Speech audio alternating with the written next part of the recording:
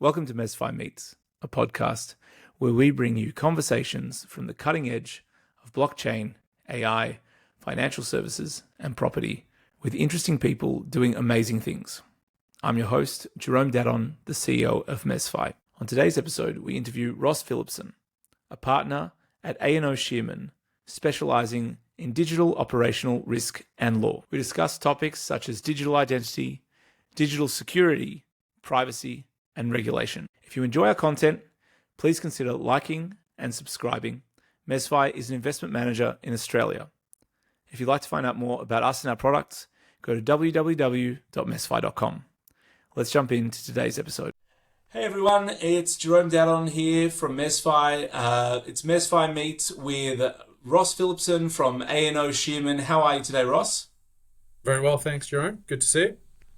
Good to see you too, mate. Now, Ross, you're a partner at A&O Shearman. You specialise in digital operational risk and law. How did you arrive at this point in your career? I'm not really sure, what you started at, but it's a really interesting area of law to be in now. And also, I'm super interested to hear about how you found out about cryptocurrency in the first instance, and what your crypto origin story was. Yeah, so my career, I'm based in Perth now, but the vast majority of my career up till 2020 was actually based in Europe. So I was there working for, I'm a geek at heart. That's how I got to where I am from a digital law perspective. So I've got a background in science, PhD in biochemistry, and started my legal career as an intellectual property lawyer. From there, I jumped across into transactions, so M&A, procurement, outsourcing, licensing, those sorts of deals. And then in around 2012, got tapped on the shoulder and asked, do you want to do some cyber and privacy law? And that was just as we were beginning to see the real rocketing rise of Google and Facebook, etc. And so I thought, this data stuff is going to be important. Might as well get in.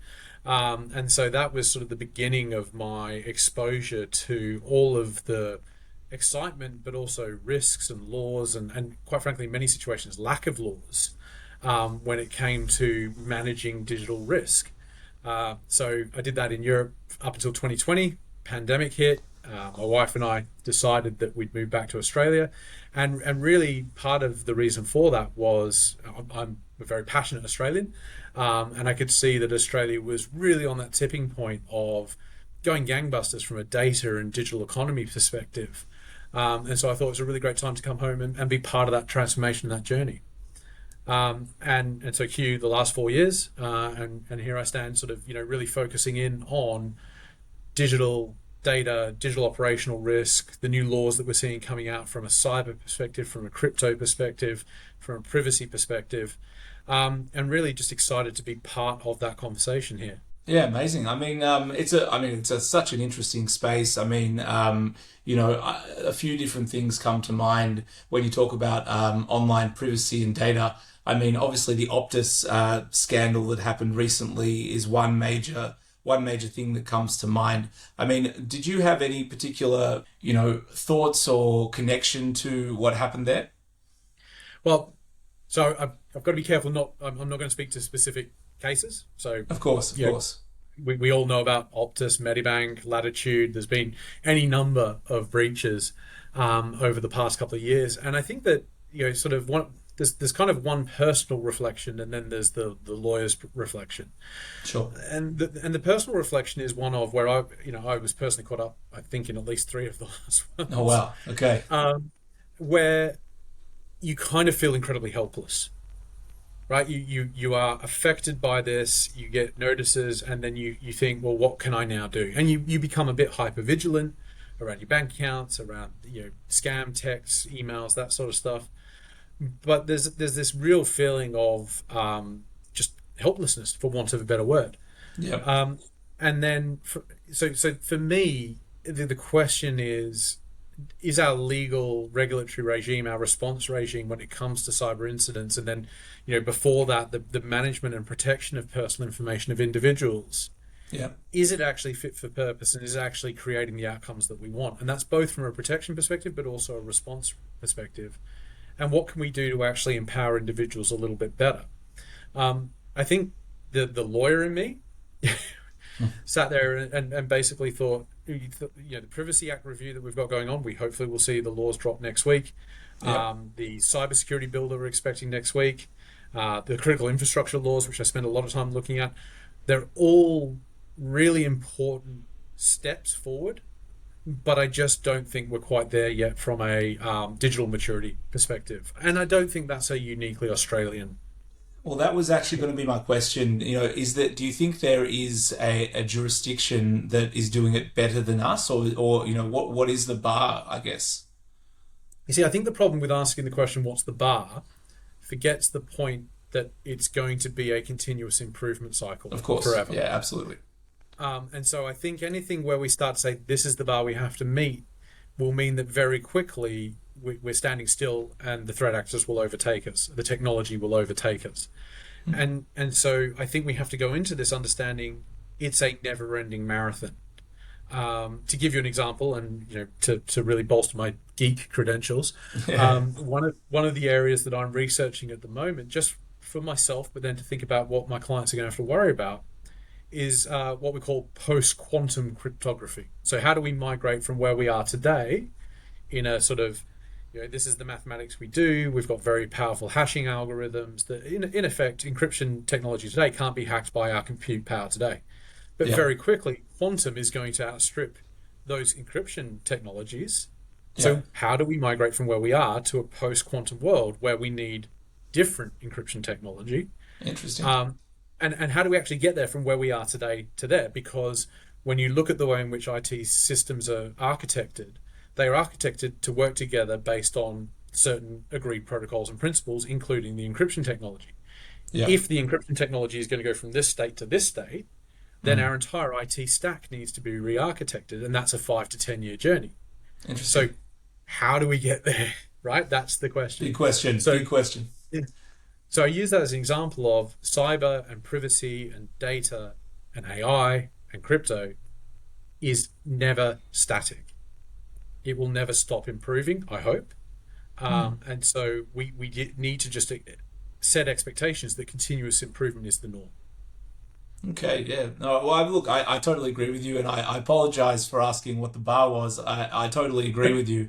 It's important in order to to always aim for improvement. I do agree with you. It still begs the question though, if there is anyone who's doing it better than we are, is there? No, I don't think there is, to be honest. I just think that we're starting from a particularly low base. Is the honest truth. I also think that we tend to look at cyber data risk as a technical problem. So we look at it as the IT department's problem and the information security department's problem. And actually, I think to give credit to Australia, if you look at some of the cybersecurity strategy papers that have come out from the government over the last couple of years, there's a real acknowledgement that we have things like a cyber skills gap, not just in the technical functions, but actually more broadly. Oh, totally. We have a cyber skills gap in education, as in we're not teaching students about this risk. We also aren't really teaching them that much about the other risks, that we see from social media, the mental health risks, the bullying risks and stuff like that. So we're making great progress on that. But we talk about digital operational risk management as a whole team sport, like a whole of your organization.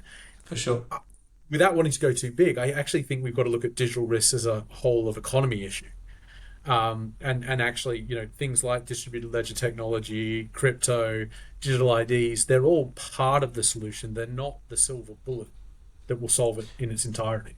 Well, it's an interesting point that you make, that it's not necessarily a technical issue.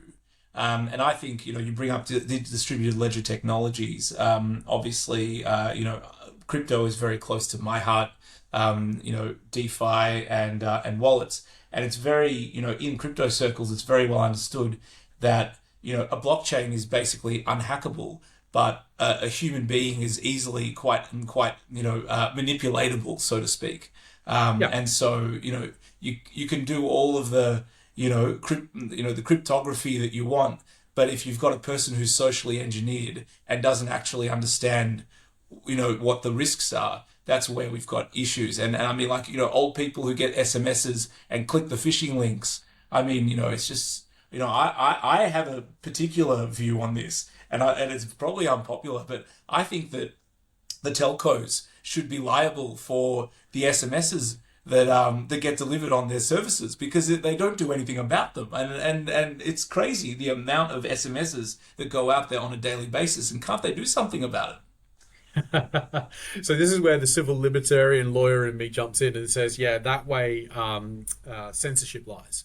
Of Right? course, yeah. No, seriously, because the solution you've just proposed is similar to the solution that proposed the hacking crisis, which is we should be filtering all internet traffic that's coming into Australia. Yeah, which is not as dangerous, you're right. Well, it's government over, right? Yeah. So there's this civil libertarian balance and human rights balance that needs to exist here, which is, to what degree do we allow people to actually, how much rope do we give them to hang themselves, unfortunately? And in a free society and democratic society, the unfortunate thing is people will take liberties to prey on the weak. Yeah. Now, that doesn't mean we're powerless to take your SMS sort of fraud scam issue. There is actually a bill before Parliament right now looking to create a register for commercial SMS senders, so that if anybody sends an SMS and they're not registered, it's an offence.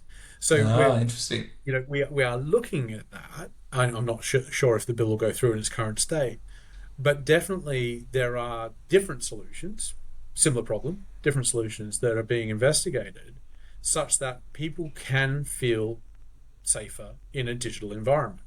And I think that's why when I talk about digital operational risk and law, I'm really also looking at the idea of how we maintain trust in a digital ecosystem. That's a lot of what law and regulation is trying to achieve in the digital space, is not saying you can't do things. It's about saying we want you to succeed, and to succeed there needs to be trust, and for there to be trust there needs to be minimum standards, and that's what the regulations are aiming to deliver. Yeah, I mean, it's very sensible, I have to say. So from going back to the technology, I guess, for a second, do you think that blockchain has a role to play in data protection and online privacy? So the macro answer has to be yes. And the reason I say it's a macro answer rather than a specific answer is I don't know what those applications are. Of course. I'm a geek. The minute that somebody who's far smarter than me comes up with a solution, I'll sit there and celebrate it and say that's a great idea. And I'll try and pick holes in it and figure out why it's not a good idea, and I'll try and figure out what the regulatory status of it is. That's basically my thought process. But my first response will be, wow, that's clever. Yeah. Now, we see that in Estonia, for example. They've already started down this journey of using blockchain and decentralized ledger technology to manage all of the interactions of citizens with the government. Now, that's been a very successful pilot from what I can see. Amazing. Obviously, the Estonians would say it's not a pilot, it's running their country. It's great. I think the rest of us are looking at it with interest, waiting for it to fall apart, and it still hasn't, which I think is great. So we clearly have started on those steps. What the role of blockchain is, for example, in online privacy, when we're looking at cookies, for example, third-party cookies, targeting advertising cookies, tracking cookies, all that sort of stuff, I still don't know. I think when you look at the journey that we've been on with regards to targeted advertising, and the fact that there's been a lot of work over the last couple of years to try and get away from certain technologies, it looks like we're unable to get away from those technologies. And unfortunately, that appears to be because of the way in which not blockchain is architected, but the internet is architected, HTML protocols, etc. So we've got to find a way of melding what has become the single biggest source of human knowledge and information exchange in the world, the web, with new technology that uses those protocols for sending information, but doesn't necessarily meld into how HTML and mobile apps work yet. And so that those two things coming together, I still think is a way off. Although I'm sure there's people in your listening group or out there who will tell me I'm wrong, who have already thought of the solution. I'd love to hear about it. Potentially. No, it's an interesting point. And regarding digital identity for a second, and blockchain technology, I mentioned before the call that one thing that I've done a bit of research into, and some of my previous guests have done a lot of research into is soulbound tokens for digital identity. And basically, for listeners and for yourself, the idea of it anyway is that in order to, currently, your digital identity, although the government has actually created a digital ID now, but your digital identity is, has to be replicated and shown to, every person that you interact with. And it's quite a cumbersome process, number one. And number two, there's a lot of different, places where you have to then send your passport to, for instance, or your ID to. And the idea of soulbound tokens in digital identity is that instead of having monetary tokens, which would be an exchange of value, these tokens would be basically minted by a regulatory authority, or the DMV, or the Vic Roads, or whatever it is. And in a digital wallet, you would hold these basically identifying tokens, which would then be able to be readable by any particular organization that you were to go to, and thereby sort of simplifying that identification process that we go through. Number one, I guess, have you heard of such an application before? Number two, what are your thoughts? So I haven't heard them called soulbound tokens, but the idea of tokenizing identity is something that's been around for a while, so new term for me. Yeah. What do I think? I think that, like any situation where you are bringing a physical, real-world asset into a tokenized environment, what matters the most is how you onboard that into the tokenization ecosystem, and the reason, and offboard it as well. And the reason for that is that's where your fraud will occur. Yeah. Once you have it, so the security of that tokenization process from real world to virtual world is of the utmost importance to the success of such a process and such a system, both in terms of its longevity, but also its trustability. The problem I see with that is that's really ultimately, I think you said it, it's a role for government, and it's government. So government in Australia, digital ID bill, we're moving towards a digital ID ecosystem. It's still based around passports and things like that, which means interoperability with private enterprise commercial operations is actually ultimately going to be quite difficult. Yeah. The government can do these things where speed of commerce is not always necessary, right? Yeah, so no, I understand. it's not necessary for them to keep up with millions of transactions a minute. Whereas what we're describing potentially is going to be millions of transactions or millions of ID verifications a minute. Yes. And the infrastructure behind that, I just don't think can be built and run long term by the government. When we therefore go from government onboarding to private sector, there's going to be a second seam where there's going to be a trust gap. And so the government might create the tokens, but then you move them into a private sector sort of decentralized ledger. And then we're going to see really how it works. This is the only way we're going to, the infrastructure behind it, to be able to keep up with the millions of transactions that are actually going to happen on a daily basis. Yeah, for sure. So that's kind of my thought process about where we're going from a tokenization of identity. I think it's actually, if I may, I think the other thing that I think is really interesting about that, and there's another commentator who I listen to quite a lot, Scott Galloway, who has said, he has this point of view that we should all own our digital ID, as in our digital identity online. Yeah. And I think that has a lot of merit, in particular in a world where we're seeing AI deepfakes, we're seeing certain people try to use famous voices to voice their new voice chatbots that are AI generated. So in a world where we can actually link physical to digital representation, and then perhaps do that through a tokenization and a distributed ledger technology application, I do think there's merit. But I just query whether or not that is the role of government or private enterprise, and where there are seams, there's going to be trust gaps, and we've got to solve those. Yeah, interesting. You make some really interesting points there, and I have heard. I'm not sure if it was particularly Scott Galloway, but I have heard people talking about owning our own digital identity. I do think there's a lot of merit in that. I mean, we've talked a bit about blockchain and about distributed ledger technology. I mean, it's clearly something that you know a lot about and you're relatively passionate about. I mean, how did you become aware of blockchain and crypto in the first instance? So again, this is my geek origin story. I read about blockchain. I think it must have been 2012, and I couldn't understand the maths. Okay. So I just, that's where I started. I had to figure out the maths. I had to figure out how it worked. And that's the old sort of proof of work way it works, right? So I was very much sort of trying to get to this. Okay, so all of these computers are competing with each other to solve a problem, and when they solve, they print the block, and voila, off we go. And I was like, well, okay, how hard can this be? And then you get into the maths, and it's like, oh, it's hard. Yeah. But actually, the second part of my journey in that was actually starting to think about the energy problems, and I've got a little bit of a reputation in my friends for predicting future problems. And sometimes they're 10 years in advance. And it's just like literally just me drinking a beer and talking crap. And I say something, and then about 10 years later, it comes true. But I started thinking about, okay, so we've got all these, mining operations, and they're using a lot of energy.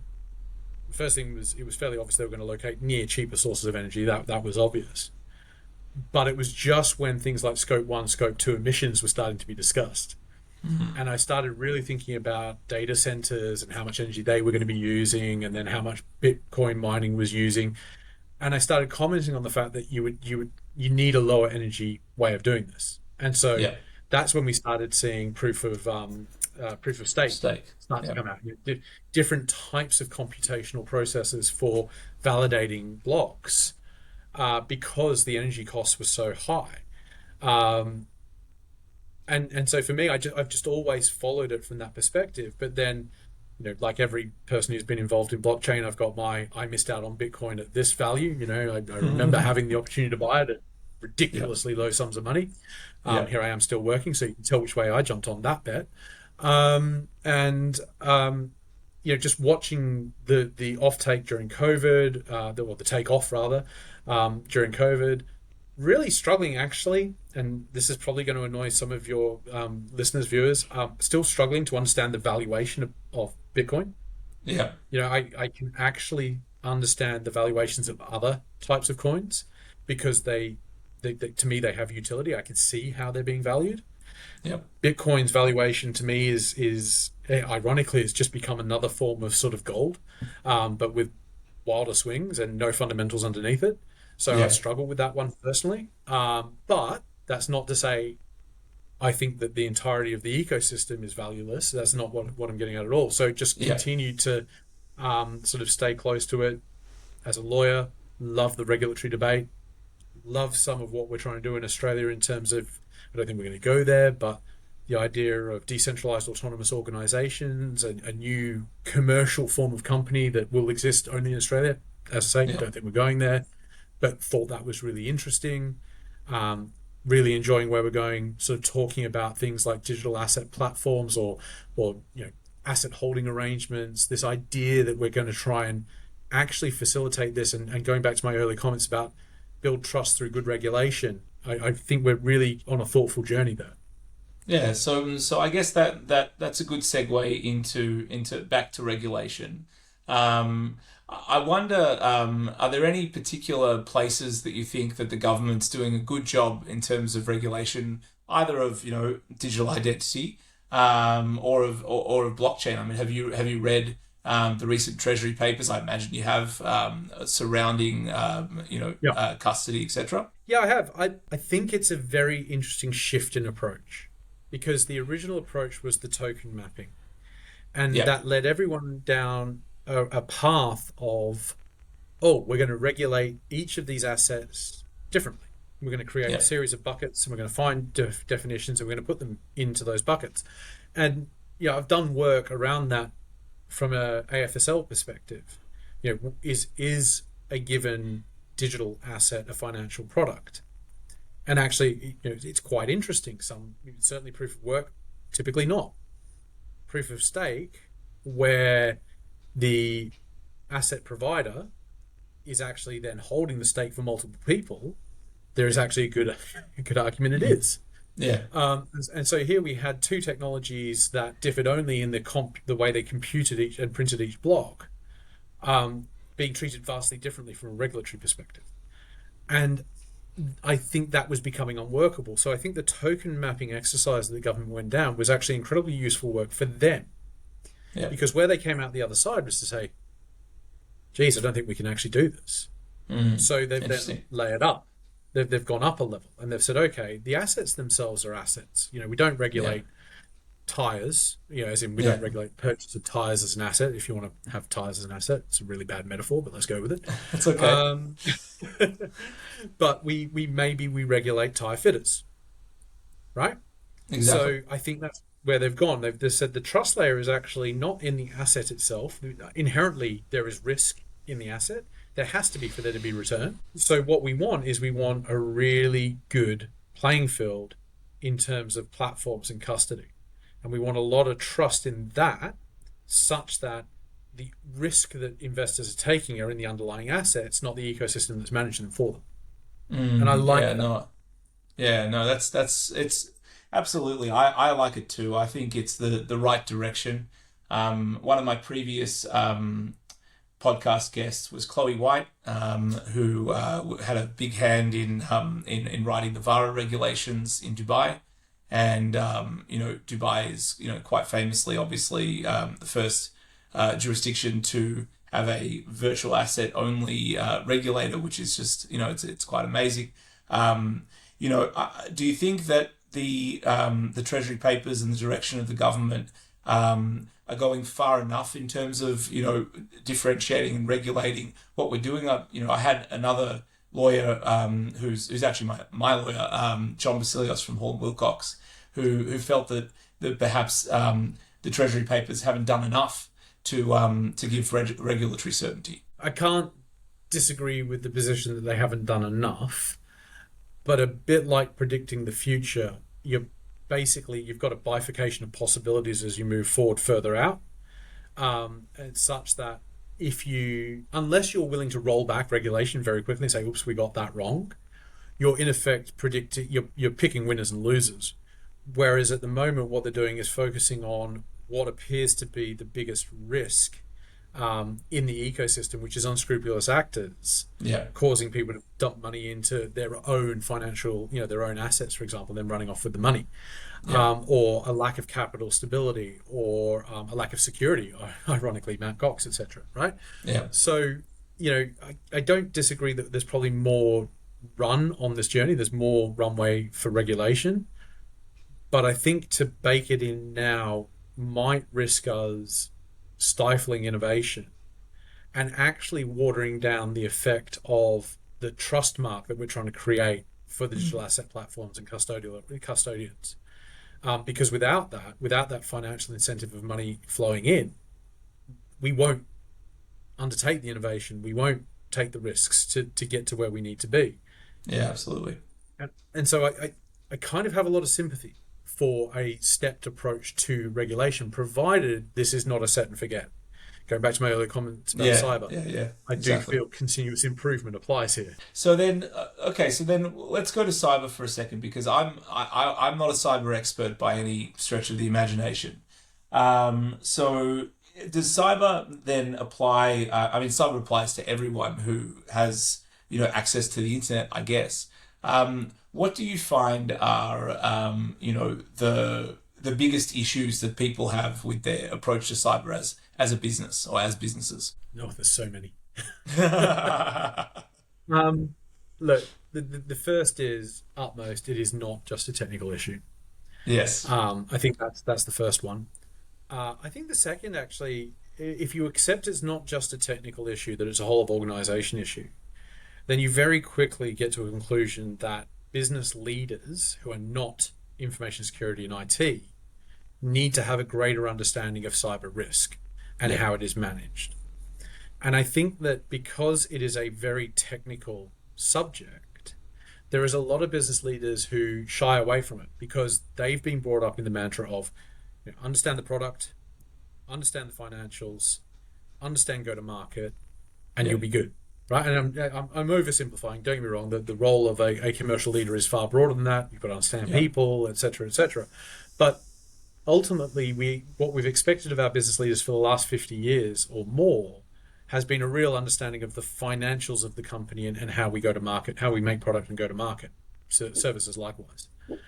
Here we have a set of technology risks that, whereas before they underpinned the physical world in which we made products and we shipped products and we delivered products, now they are the products. And every single one of our companies has digital operating risk. And they are it's fundamental to how we run our businesses. That, I don't think there's not many companies beyond, that have more than 20 employees that would still be running paper accounts. There's not many businesses that are beyond 20 employees that don't have some form of email system, right? Those are the two basic things that we see of every organization. And then you can just imagine everything that's on top of that. And what we've done is we've moved it from a back office issue to being a core of the business issue, without a commensurate increase in skills of the business leaders to understand, measure, manage, and make decisions around that risk. So what that does is it pushes it back into the technical functions. And so you often have decision by IT leader, or in privacy land, you have decision by lawyer, because the business leader's gone, this is hard, too complicated. Please make the decision for me.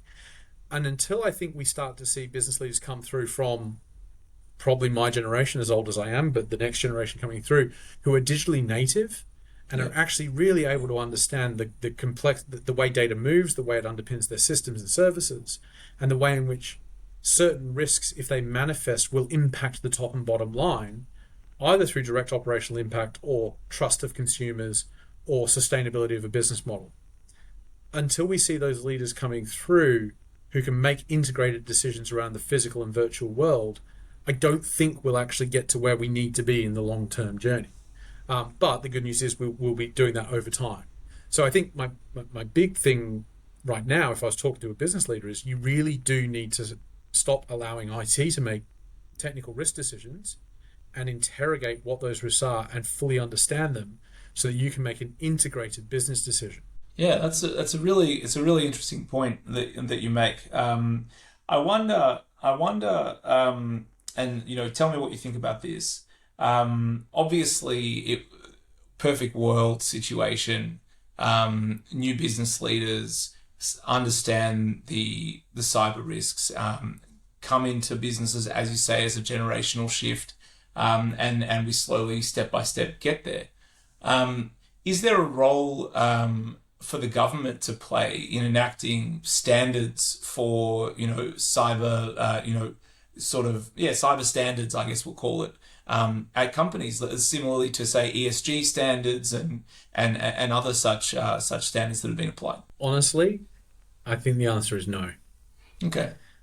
And that is just because I love the fact that we have a diverse economy where we are all competing with each other. It's a real free market sort of approach. Yes, we have regulations in lots of different spaces, but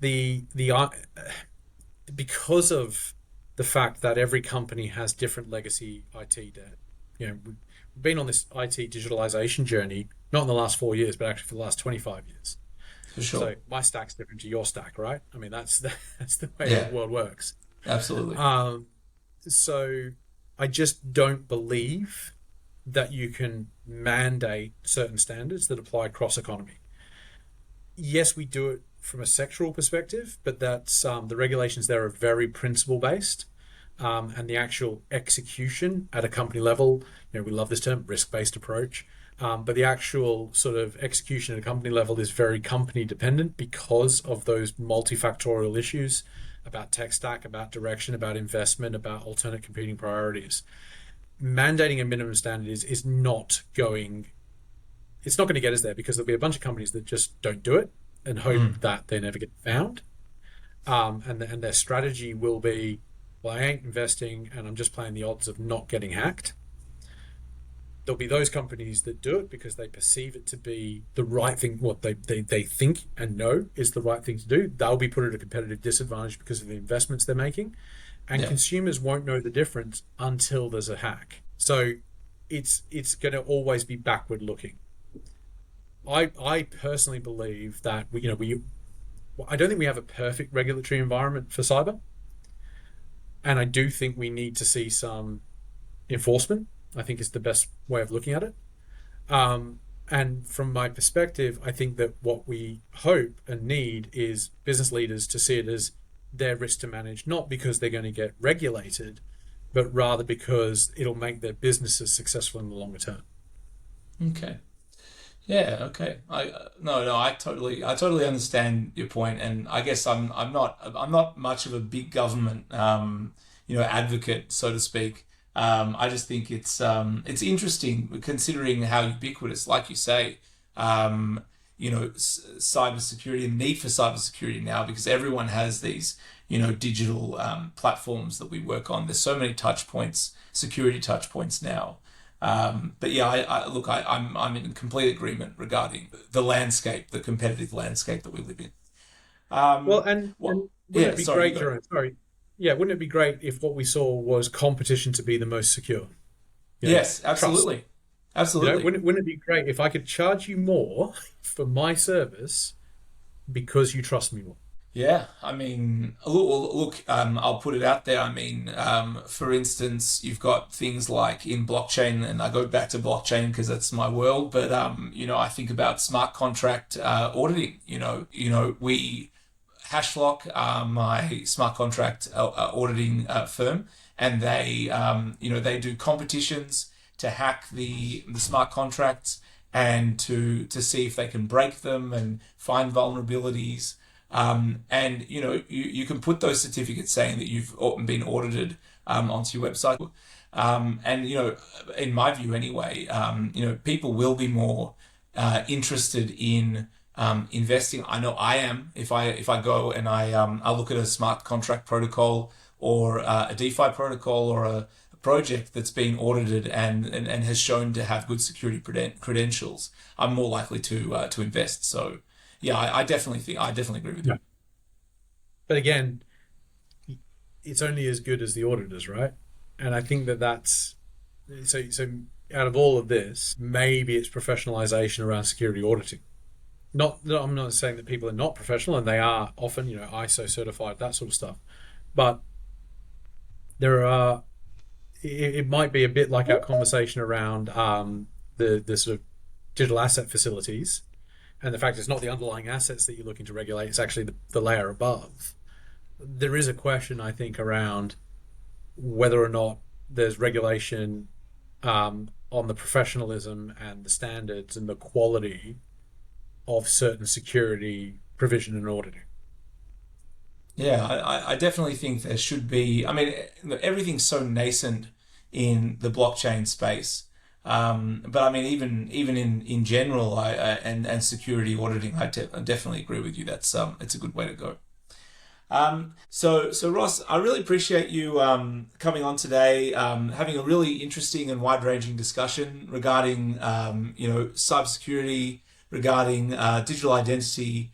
I've really enjoyed deep diving into this stuff with you. I wonder, to round things out, maybe you could give us 3 tips for anyone in the blockchain industry regarding cyber protection and resilience. So I think the wonderful thing about decentralized ledger technology, blockchain, etc., is it has resilience baked into its architecture from the beginning. So you can knock out any one node and hopefully it carries on. And that's part of the beauty of it. I think that we fall in love with the resilience and the natural security of the blockchain or the DLT at the expense of thinking about the externalities of how you get into that environment. And there's been too many breaches and losses, and those are breaches and losses that are either caused by an external threat actor coming in and stealing stuff, or those really horrible stories about my cold wallet storage hard drive with my wallet on that I threw out and it's now in a tip somewhere with a couple of $1 million on it. Oh God, yeah. And I think if I go back to my point around why smart and effective regulation is so important about building trust, then security is the adjunct to that, which is if we want more people to adopt this, then security and resilience are key, not in the blockchain because we accept it's baked into the architecture, but actually the onboarding and offboarding points and all of those ancillary services that go around it. And so really understanding the security and resilience of that environment and how it interfaces not only with your blockchain applications, but actually back out into the customer base in the real world, that for me is where we should be investing time and money, because it's what will allow more people to put more money into this ecosystem to make it grow and flourish.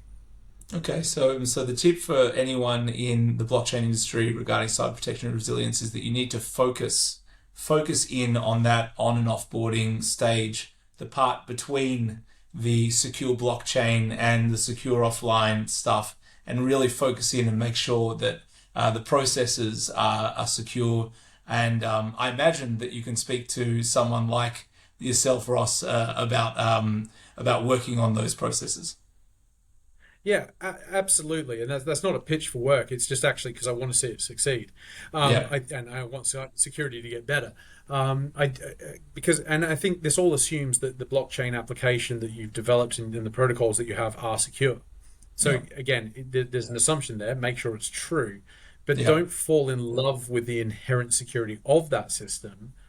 Rather, realize where the weaknesses of the ecosystem exist. Yeah, interesting. All right, well, Ross, I've really enjoyed the discussion today. Thank you so much for coming on MezFi Meets. It's been a wonderful, wide-ranging discussion. Have a great day, and I look forward to speaking to you soon. No, well, thank you for having me. It's been a really great conversation. I've really enjoyed it, and hopefully I said something that wasn't too stupid.